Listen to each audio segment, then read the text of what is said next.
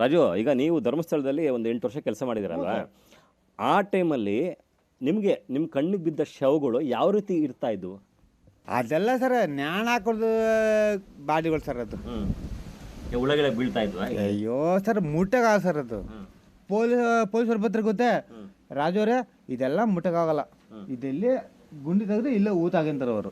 ಪೊಲೀಸರೇ? ಪೊಲೀಸರಲ್ಲ sir, ಡಾಕ್ಟ್ರುಗಳು.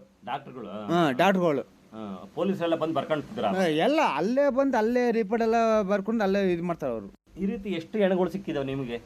ನನಗೆ ನನ್ನ ಲೆಕ್ಕನೇ ಹೇಳೋಕ್ಕಾಗಲ್ಲ ಸರ್. ಅಂದಾಜು 150 ಮೇಲೆ ಸರ್. 150 ಮೇಲೆ ಅಷ್ಟೊಂದು ಹೆಣ್ಗಳು ಸಿಕ್ಕಿದಾವೆ ಅಲ್ಲಿ. ಬಟ್ ಆ ಹೆಣ್ಗಳು ಯಾವ ಅತ್ಯಾಚಾರ ಆಗಿರೋದು, ರೇಪ್ ಆಗಿರೋದು? ಇಲ್ಲ ಸರ್, ಇಲ್ಲ ಕೊಲೆ ಆಗಿರೋದು ಪ್ರಾಮಿಸ್ ಇಲ್ಲ ಸರ್. ನಮ್ಗೇನು ಗೊತ್ತಾ, ನೀರು ಸಿಕ್ಕಿದ್ದು ಇಲ್ಲ, ನೀರು ಅವ್ರೇನು ಸಿಕ್ಕಿದ್ರೆ ಮಾತ್ರ ತಗೊಬಂದು ಅಲ್ಲ ಕೊಡ್ತೀವಿ, ಮೇಲೆ ಕೊಡ್ತೀವಿ ನಾವು ಬಾಡಿಯ.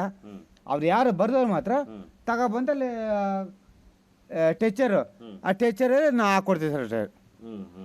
ಅಷ್ಟೇ ಬಿಟ್ಟು ಇನ್ನೇನು ಸರ್. ಏನಾರು ಅವರು ಮನೆಯವರು ಬಂದರೆ ಮಾತ್ರ ಅಲ್ಲೇ ತಗೊಬಂದು ಟೆಚ್ಚರ್ಲೆ ಅಲ್ಲೇ ಕೊಡ್ತೀವಿ ನಾವು ಬಾಡಿಯ. ನಿಮಗೆ ಪಂಚಾಯತಿ ಅವ್ರು ಎಷ್ಟು ದುಡ್ಡು ಕೊಡೋರು? 50 ರೂಪಾಯಿ ಸರ್. 50 ರೂಪಾಯಿ. ಈ ಮನೆಗಿನೇ ಅವ್ರು ಬಂದಾಗ ಯಾರನ್ನ ಬಾಡಿಗೆ ಹುಡ್ಕೊಡ್ತಿದ್ರಲ್ಲ ಅವಾಗ? ಅವರು 500 ರೂಪಾಯಿ ಕೊಡ್ತಾರೆ ಅವರು. 500 ರೂಪಾಯಿ. 500 ರೂಪಾಯಿ ಕೊಡ್ತಾರೆ.